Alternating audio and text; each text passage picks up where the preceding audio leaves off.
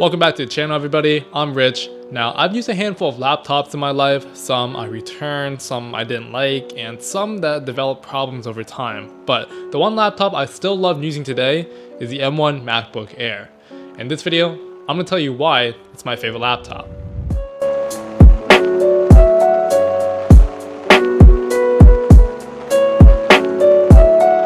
So the first thing I love about the M1 MacBook Air is how seamlessly it works well across all Apple devices. Now, this is probably already a given because regardless of any Apple product you buy, such as the MacBook Pros or their watches, it's gonna work within Apple's ecosystem. But the MacBook Air works very well with what I need it for and my uses. For example, I'll start off small and simple. I love texting my peers through iMessage, and while I could use something like my aging iPhone 7 Plus, the MacBook's unique design and speed makes the experience much more enjoyable and efficient, which I'll talk a little bit more later in this video. And for those who don't normally use iMessage on their MacBooks, I enjoy it a lot. Now, that might sound a little bit weird, but hear me out. It's the fact that I can see iMessages on, a bigger laptop screen, rather than using something like a smaller phone display. Now, it gets even better for me when my iCloud is linked to my devices. I can view pictures between my Mac and my iPhone. I can airdrop photos and videos, documents wirelessly. Apple Pay works well between both. I sometimes purchase items online using it. Now I get it, this isn't unique to the MacBook Air because a lot of machines before this were able to do just that. But what's unique about the Air is its design. And that's the second thing I love about this laptop. The design of the MacBook Air, in my opinion, is hands down the best looking laptop out there. It has a signature aluminum design that we expect from Apple that not only looks premium, but feels like you're actually getting your money's worth. Everything from the sharp cut edges of the MacBook makes it very stylish. There are no spinning fans in this laptop, which still amazes me today how they're able to do this. The MacBook Air runs virtually silent.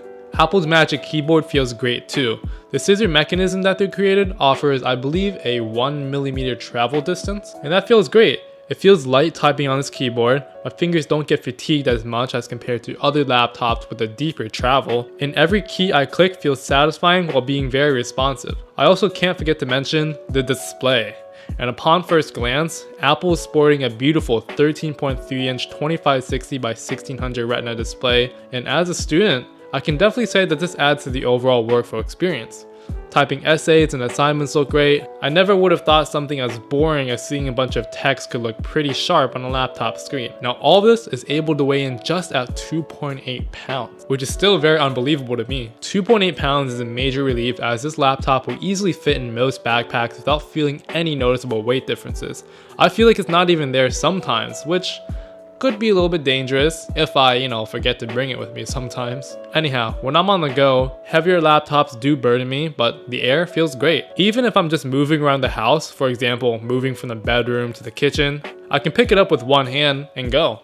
It's really that light. Now, the third thing I love about the MacBook Air is the M1 chip that's in it. The M1 chip has been out for around a year now, and I still love how much power they're able to produce. The single and multi-core performance definitely beats a lot of other Intel and AMD laptops out there, and could even take on some mid-range gaming desktops. It's scary to think that it could actually take on my old gaming PC, which I have right here. It's hard for me to describe how fast this is under normal usage, so I can give you a few examples.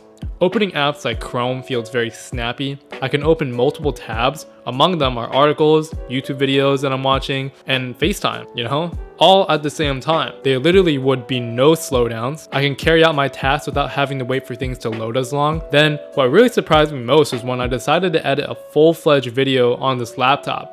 And now I use DaVinci Resolve, which is a very power-hungry video editing software. And on my previous video comparing the MacBook Air and the MacBook 14-inch Pro, I rendered the same 4K timeline with a handful of transition, a lot of clips, and a lot of fusion templates as well. It was around a 5 to 6 minute video, and the MacBook Pro was able to render the entire timeline at around 2 minutes, while the MacBook Air came in at just over 3 minutes, and that's still very, very impressive. It's worth noting that I only have the 8GB model, the 8GB base model, with the 256GB SSD storage, and it really surprises me how it's able to catch up to even the newest MacBook Pros out there. Something My gaming computer from 2013 seems to struggle a little bit when it comes to rendering. Now when it comes to other laptops, of course, like the Microsoft Surface, Lenovo's, Samsung's, they are probably going to be using Intel Core i5 through i7 processors. I still don't think it's matched to what the Apple M1 chip can do. Now, the last thing I love about the MacBook Air, which could kind of fit as a conclusion, is its overall usability. Most things work well here. The laptop screen feels very sturdy. It doesn't wobble as compared to other laptops. I love being able to move it quickly with this machine. Say I was working on something and I needed to relocate. I simply close the lid, tuck it in my backpack, move, then reopen it. The problems I had with other laptops is when I close the lid, I had to reopen it, and apps would close, they'd freeze, they wouldn't respond. It probably is a problem with just Windows alone, but then again, I don't really have a problem with Windows at all. I mean, this machine I have right here is Windows. It works perfectly fine. But for laptops, most things on the Mac just work, and they work well. Very rarely do I run into any problems via the hardware or the software. I just feel confident where I can just like open it, sign in, got everything I want, close it, all right, open it back up, boom, right back at it. Everything still works.